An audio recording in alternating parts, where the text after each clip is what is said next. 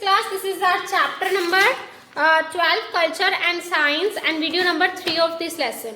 इस लेसन में हमने अब तक संगम एज, बुद्धिस्ट, जैन टेक्स्ट और विहार, मोनास्ट्रीज, आर्ट एंड आर्किटेक्चर के बारे में पढ़ लिया है, यानी कि चैत्यास तक हम लोग कवर अप कर चुके हैं। ठीक है, चैत्यास क्या होते थे? हॉल ऑफ वर्शिप, जहाँ पे जो बुद्ध भगवान के एक तरीके से कह सकते हैं उनके जो अनुयायी होते थे या फॉलोअर्स होते थे वो जाकर वहाँ पे पूजा करते थे चैत्य हॉल में। तो ये चैत्यास होते थे और डिफरेंट ये पाए गए हैं, जगह पाए गए हैं, जैसे आंध्र प्रदेश डिस्ट्रिक्ट वहाँ मिला है चैत्य। तो ये आपके चैत्यास होते थे। अब हम पढ़ेंगे टेम्पल्स के बारे में। ठीक है, many temples were also build, the cave temples at Ajanta, the Dashavatara temple at Deogarh, Hansi, the temple at Bhitargaon, Kanpur and the temple at Sachi are constructed to brick and stone are very beautiful। देखो कुछ temples हैं, जैसे कि अजंता में मिला है Dashavatara temple, Deogarh में मिला है हमको जो आपको मतलब डिफरेंट टेम्पल जो हैं आपको मिलते हैं देखने के लिए, और उनमें बहुत ही अच्छी तरीके से वर्क किया गया है। सांची के टेम्पल जो है कंस्ट्रक्टेड है वो किससे बने हुए हैं? ब्रिक्स और स्टोन में उनका वर्क किया गया है। तो काफ़ी अच्छा उनके अंदर वर्क किया जाता है, उनको बहुत अच्छे से डिज़ाइन किया जाता है, उनके ऊपर कार्व की जाती है स्टोन से या अदर थिंग से। In the south the Chalukyas build some stone temple, south के अंदर जो चालुक्या थे उन्होंने स्टोन टेम्पल बनवाए जो कि डेडिकेट किसको किए गए थे? विष्णु और शिव को, वातापी में। एहिहोल एंड पट्टाडिकाल, द राथा टेम्पल, अभी की राथा टेम्पल है, and the shore temple Mahabalipuram and the Kailashnath temple at Kanchi were built by the Pallavas. तो पल्लवास ने कैलाशनाथ, कांची इन सब में टेम्पल बनवाए, और पल्लव जैसे चालुक्य ने जो टेम्पल्स बनवाए थे उनमें स्टोन वर्क ज़्यादा था और वो डेडिकेट गए थे विष्णु और शिव को। तो जो टेम्पल महाबलीपुरम में बने या कैलाशनाथ में बने वो पल्लवा ने बनवाए थे, the temples built during this period had some common structure. इस टाइम पर जो टेम्पल्स बनवाए गए थे उनमें कुछ कॉमन स्ट्रक्चर था। These were the garbhagriha, the shikhara और विमाना एंड द मंडपा। तो इनमें कॉमन स्ट्रक्चर क्या होता था? हर टेम्पल के अंदर गर्भगृह होते थे, शिखारा होता था, विमान होता था एंड मंडप होता था। तो ये जो चीजें होती थी आपको हर टेम्पल में देखने को मिल जाती थी।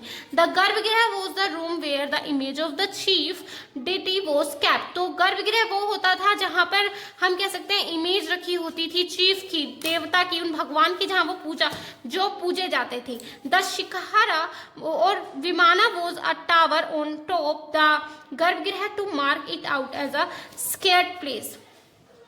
तो हम कह सकते हैं जो ये शिखारा और विमाना था ये एक तरह का टावर था टॉप के ऊपर जो गर्भगृह को मार्क करता था स्केर्ड प्लेस के रूप में। The mandapa was an assembly hall where people assembled the prayer. तो जो मंडप होता था वो एक असेंबली हॉल होता था जहाँ पर सब लोग प्रे करते थे, देखते थे। तो ये असेंबली हॉल ही मंडप होता था। अब पढ़ेंगे हम पेंटिंग के बारे में। In India the history of painting goes as far back as the old stone age. तो हम देख सकते हैं कि जितनी दूर तक हम अपनी हिस्ट्री में वहीं से पेंटिंग वर्क जो था शुरू हो गया था। पेंटिंग भी बहुत समय पहले ही शुरू कर दी गई थी। Many prehistoric paintings have been found in the caves at Bhimbetka. तो काफी ज्यादा पुरानी पेंटिंग्स जो है पाई गई हैं भीमबेटका की केव के अंदर। The Ajanta caves which served as monasteries for Buddhist monks have their walls decorated with elaborate painting। तो अजंता की जो केव मिली हैं उसमें बुद्धिस्ट मॉन्क या जो इन सब की पेंटिंग पाई गई है जो बुद्धिस्ट से रिलेटेड है, और उन्हें डेकोरेट भी किया गया है, और उनकी पेंटिंग्स जो है मुराल्स कहलाती हैं। क्या कहलाती है? Murals. It is believed that these were made in the light of torches as it is very dark inside the caves. अब देखो गुफा के अंदर रोशनी तो होती नहीं है, तो उन्होंने डेफिनेटली वहां बहुत ज्यादा अंधेरा था, तो टॉर्च की रोशनी में ही ऐसा लगता है मानो कि वो पेंटिंग्स बनाई गई हो, वो इमेजेस बनाई गई हो। The colours used in them are natural colours. और जो कलर्स उनमें यूज किए जाते थे बिल्कुल नेचुरल कलर्स होते थे, इतने नेचुरल कि उनकी ब्राइटनेस आज तक बरकरार है। ठीक है, वो आज भी उतने ही ब्यूटीफुल लगते हैं, मे बी जिस समय वो बनाए गए थे उतने लगते होंगे। Making the painting appears bright even after 1500 years. तो जो कलर्स थे उनकी वजह से 1500 ईयर्स के बाद भी वो पेंटिंग्स आज बहुत ब्राइट है, बहुत सुंदर लगती हैं। The colours were made of plant and minerals but these there is no record about the artist who created it them. तो हम ये कह सकते हैं कि जो पेंटिंग्स बनाने वाले थे, वो पेंटिंग्स जिन्होंने बनाई, उन पेंटर्स के बारे में वहाँ कोई रिकॉर्ड नहीं मिलता है। हालांकि वो जो पेंटिंग है बना दी गई हैं, बट उनमें किसने वो पेंटिंग बनाई, कौन ऐसे पेंटर्स होते थे जो इतनी ब्यूटीफुल पेंटिंग बनाते थे, उनके बारे में हमें कोई रिकॉर्ड नहीं मिलता है। तो ये आपका पेंटिंग का टॉपिक था। अब आप स्कल्पचर का टॉपिक कंटिन्यू करोगे। अब हम स्कल्पचर का टॉपिक पढ़ेंगे, ठीक है। स्कल्पचर्स क्या होते हैं? प्रतिमाएं, यानी कि जो आपने देखा होगा धातु की बहुत सारी मूर्तियां बनाई जाती थी, मिट्टी की मूर्ति बनती है, मेटल की मूर्ति होती है। तो स्कल्पचर्स जो थे बहुत ही स्पेशल हुआ करते थे, ठीक है। The art of sculpture developed further with the growth of the Gandhara and the Mathura school of art. तो एक तरीके से हम कह सकते हैं जो स्कल्पचर आर्ट था उसकी शुरुआत जो हुई थी वो ग्रोथ कहाँ हुई थी? उसकी गंधारा में और मथुरा के स्कूल में हुई थी। In Greco Roman style the Buddha was shown wearing a gown with many folds. तो एक जो है बुद्धा की, जो आपने कई बार उनका स्कल्पचर देखा होगा, यानी कि मूर्तियां जो बुद्धा की देखी होगी, उसके अंदर आपने देखा होगा जो उनके हेयर का स्टाइल है वो कर्ली होता है ना। और उन्होंने जो एक गाउन सा पहना हुआ है वो उसमें काफी सारे फोल्ड्स होते हैं, प्लेटें होती हैं। The Buddha's images had a sharp feature and curly hair resembling the Greek gods. तो इस इमेज में क्या दिखाया गया है? बुद्ध भगवान को ये दिखाया गया है एज अ रिजेंबल किया गया कर्ली हेयर के साथ, और उन्हें ग्रीक गॉड के रूप में दिखाया गया है। The Mathura school of art produced many images of the Buddha and Mahavira. तो मथुरा के आर्ट स्कूल में क्या हुआ था? यहाँ पे बहुत सारी इमेजेस बुद्धा और महावीरा की क्रिएट की गई थी।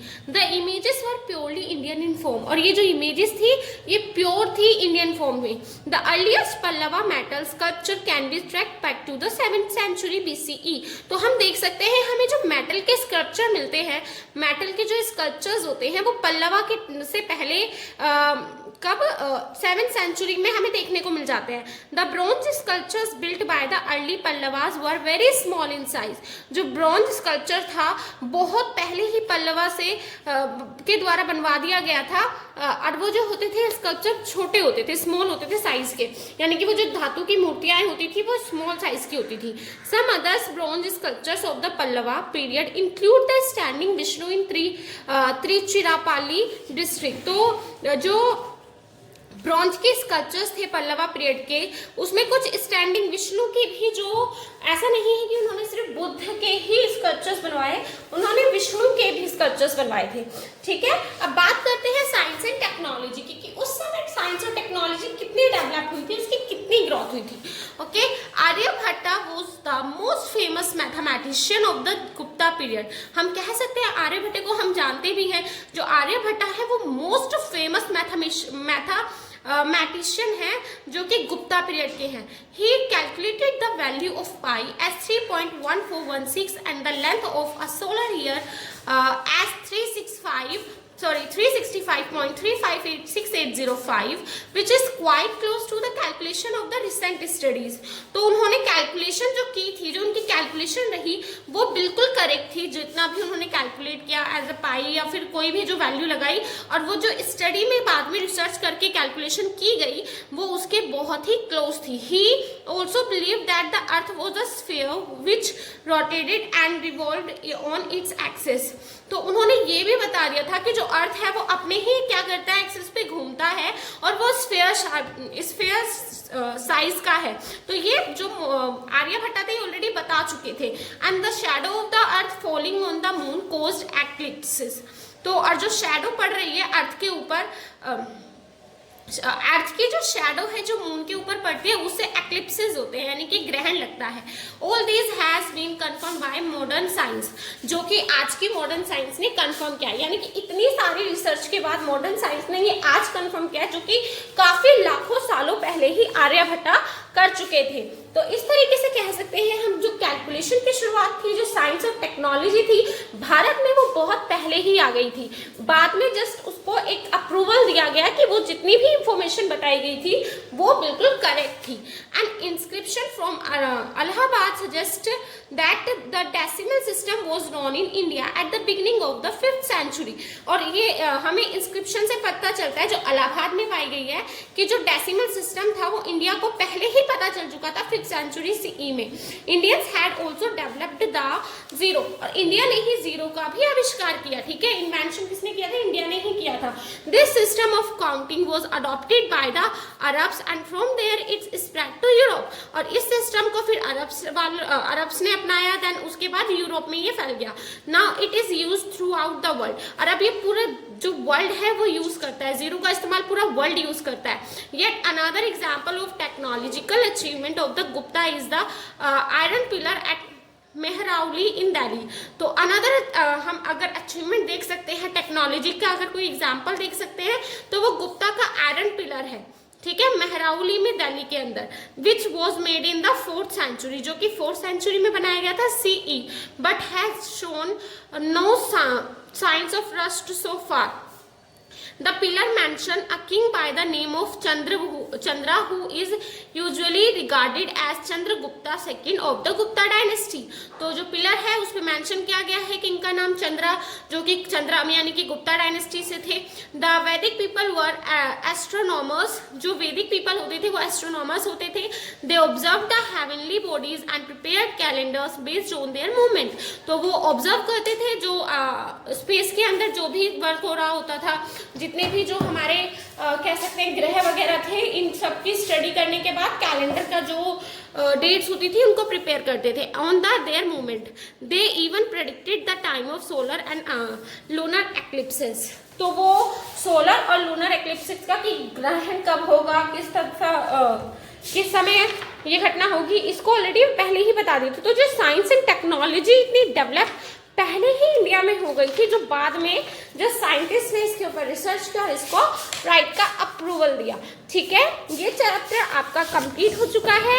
आपका जो सिलेबस है हिस्ट्री का वो कंप्लीट हो गया। इस चैप्टर को एक बार अच्छे से रीड करना और इसे दोबारा समझना।